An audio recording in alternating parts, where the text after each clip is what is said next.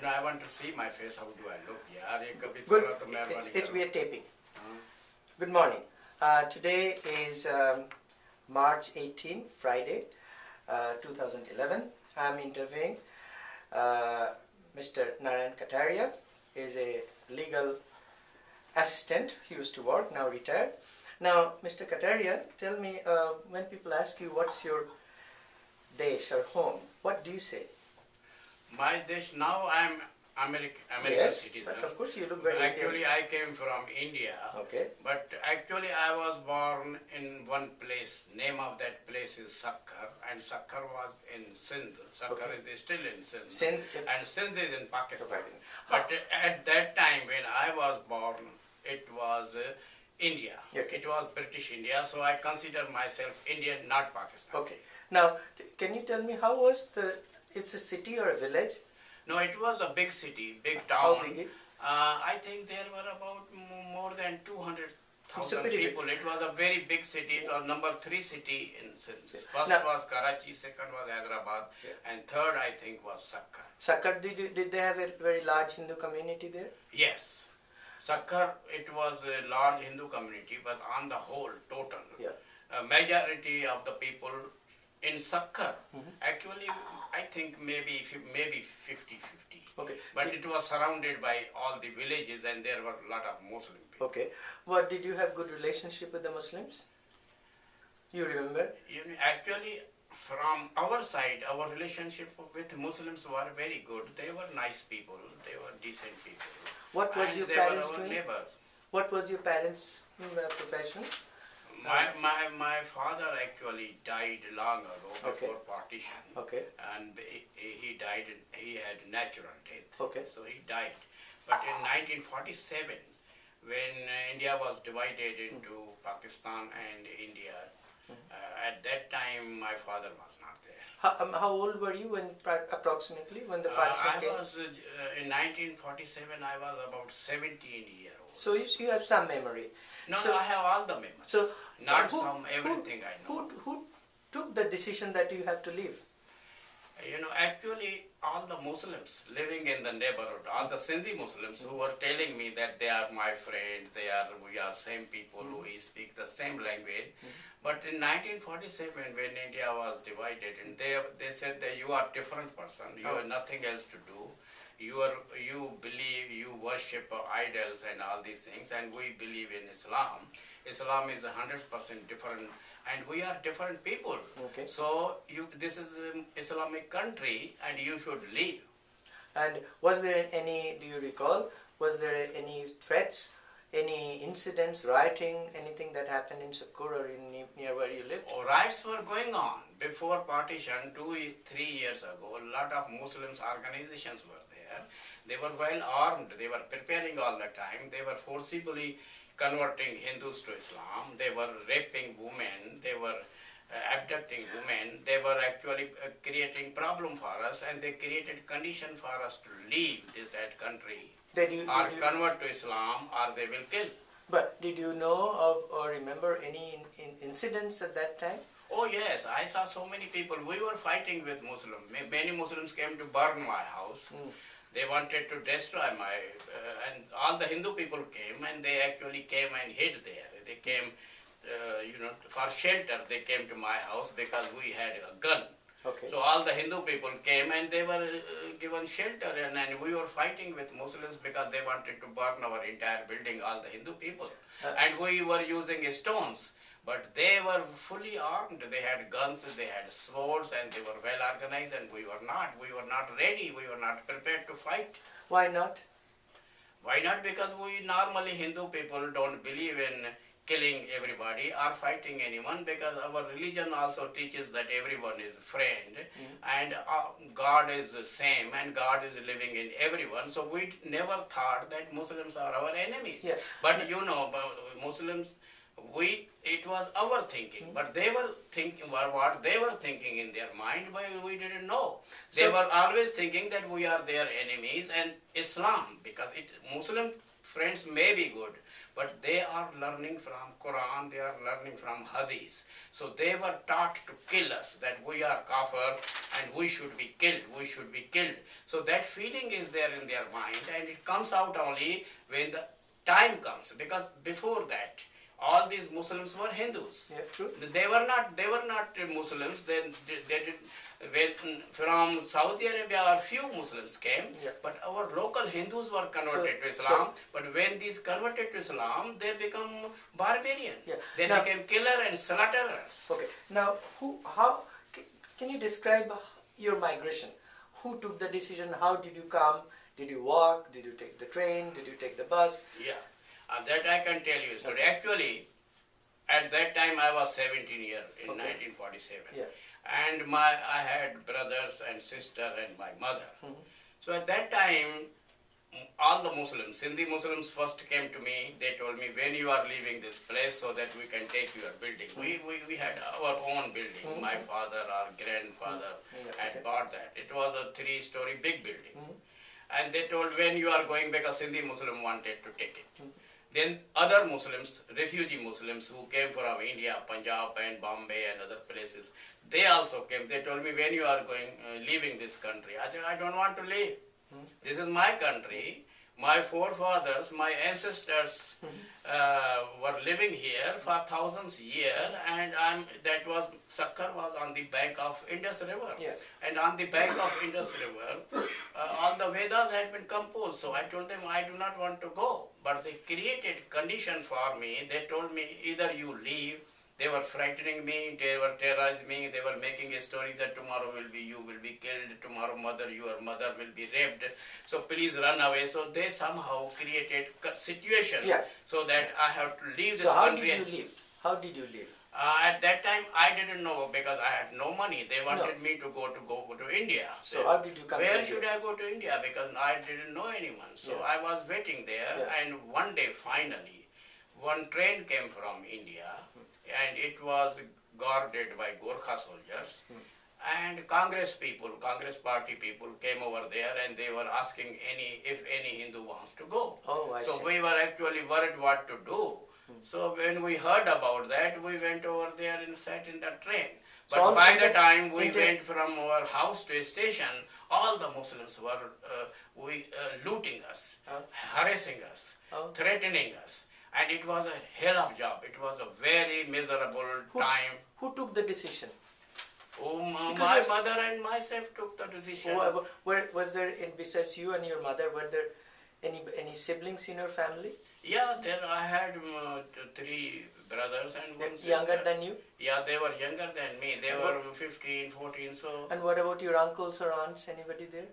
No, I didn't have any uncle. There were a lot of relations. Okay. A lot of relatives were there, but they were spread all over. I don't know where they were, Okay. because... But basically then your mother took the decision. With Yeah, your- you can say that, but actually I also played important role, Okay. because So how far was the train station from your home? train station was about 2-3 miles. So but how- it is a hell of job. How did you All go? the Pathan people, all the Punjabi Muslim people, all the Sindhi Muslim people, they were actually howling. Oh, Howling us, and did you walk? Do you remember? yes, we walked, because there is at that time there was no taxi system. or Yeah. system. Any clothing, luggage, or anything you No, carried? we could not carry anything. We carried something small in here and there, some clothing here, something in the hand. Whatever happened to your assets, jewelry? We left everything. In charge of anybody? Everything. No, we had to leave. You just Bec- locked the house? No, it is not our house. Then as soon as the Muslims were waiting outside, they were eager to Oh. leave us. And as soon as we left, they took over. There was a big fight between Sindhi Musliman, Punjabi Musliman, and the Mahajir Musliman. So they 3 wanted to occupy our building, and they did it. And you just walked to the station. And were there other people in the station, other Hindus waiting? Yes, they brought a lot of Hindu people. Have you ever gone back to visit your home? I will never would like to go, because that place is a hell. For any Hindu, the people, any Hindu cannot, it is very difficult to live for any minority people, whether Hindu, whether Christian, or Ahmadiyyas or anybody else. This is very difficult to live because they will make your life miserable. So- They will make sure that either you convert to Islam or they will kill. Because killing is the part of Islam. Most of the people don't know, and there is a lot of things going on in Islam which many people do not Yeah. know. Now tell me, how was when you came to the train? You got into The the train was guarded by Gurkha soldiers, and they brought me to Karachi. Karachi. Yeah. Okay. And when I came in Karachi, there was big rioting going on. Okay. And we were put in one temple, Satnarayan temple, the Swaminarayan temple in Karachi. And when we went over there, Muslims came over there and they cut the cow and they put all the blood on the Temples, doors so that deities, yeah. to feel us miserable. Yeah. Yeah. They So- wanted to humiliate us. Yeah, yeah. And then big rioting was going on.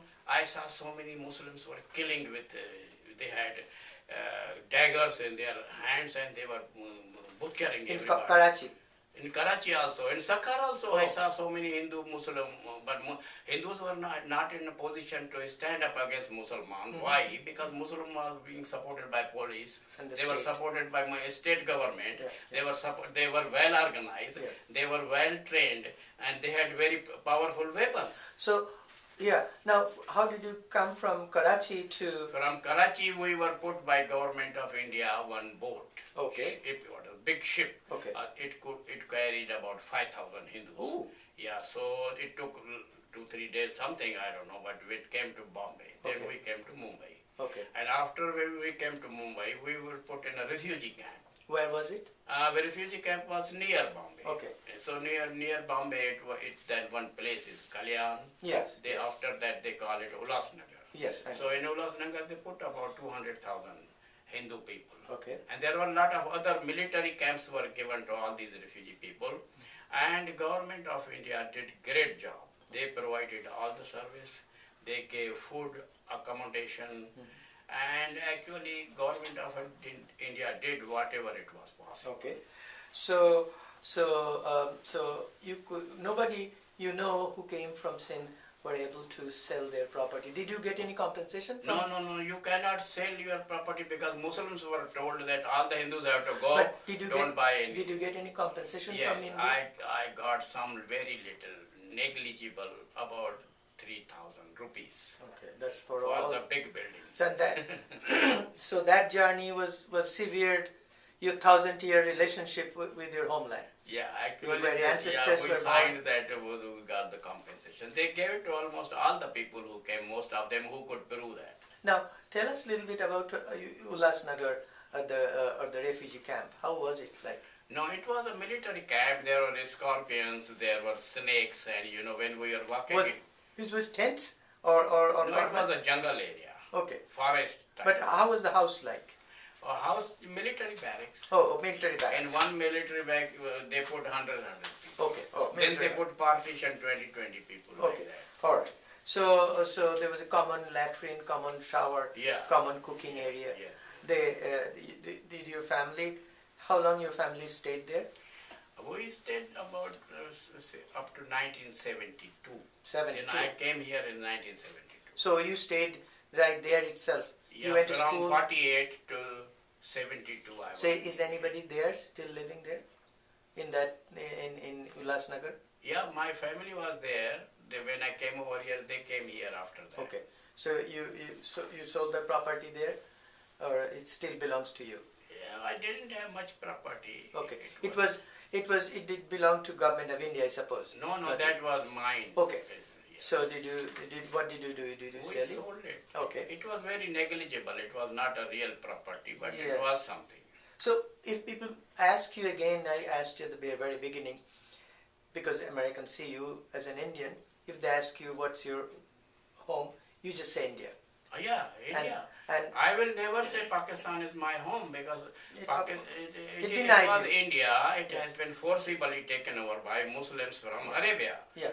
And their forefathers, the people were Hindu. Their forefathers were Hindu, but these people are now following Islam, and Yeah. Islam is a barbarian religion. I have nothing to do with them. yeah. Now, why do you think then Muslims were able to stay in India, but not Hindus in Sindh? Because it is a mistake on the part of government of India. Government of India or Nehru government, these people made big mistake because they are pro-Muslim people, and Nehru and all this family very, very timid people, and they are anti-Hindu people. They have more soft-hearted people towards Muslims. They wanted to destroy Hindu people as much as possible. And they should have driven out all the Hindus.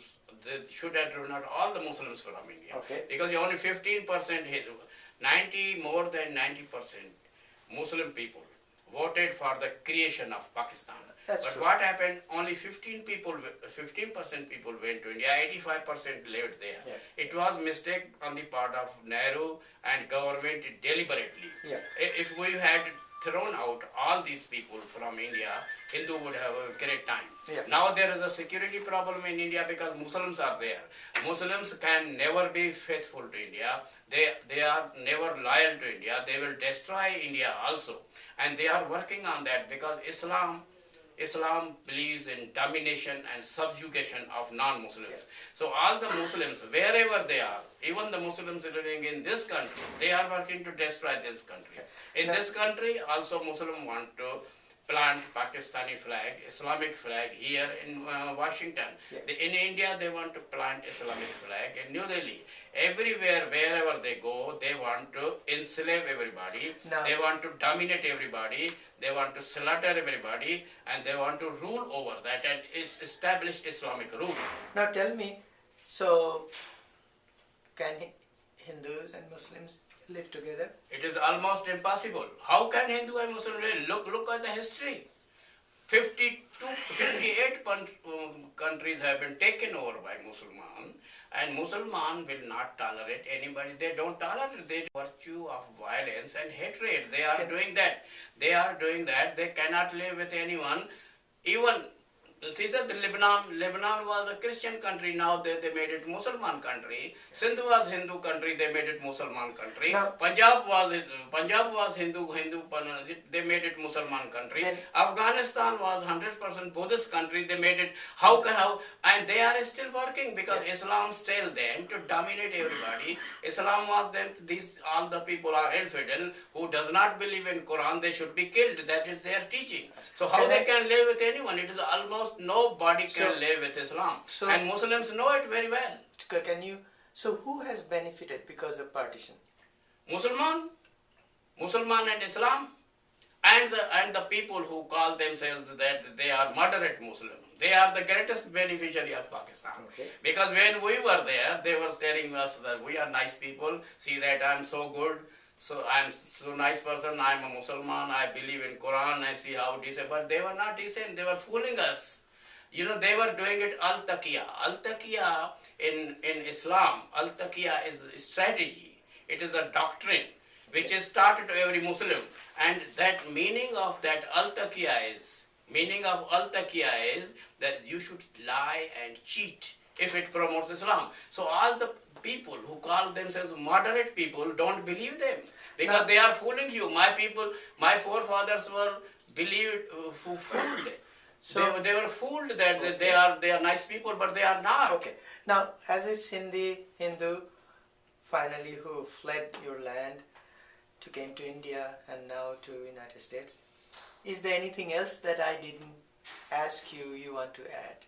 Just this, if there is something comes to From my experience, I'm telling everyone, this is warning to almost entire world.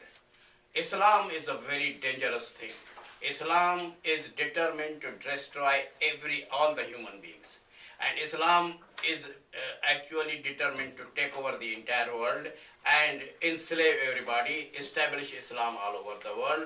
So we have to be all the other people who do not believe in Islam, they have to join together hands and get rid of Islam somehow. Because either you have to modify the Quran, because until you modify the Quran, you cannot change Muslim. Because Islam starts from Quran. And if you do not modify the Quran, you cannot change their thinking. So best thing is that if you first you modify the Quran, and make these people behave, because they do not believe in any constitution. For them, constitution is Quran, and Quran is a very backward thing. It was written by somebody in 7th century, so they follow that. And if they follow that, they will not let you live. They will slaughter you today or tomorrow. The best way is to, if you want to handle Islam, you have to find out Yeah. different way. All right. Thank you very much. I appreciate your time.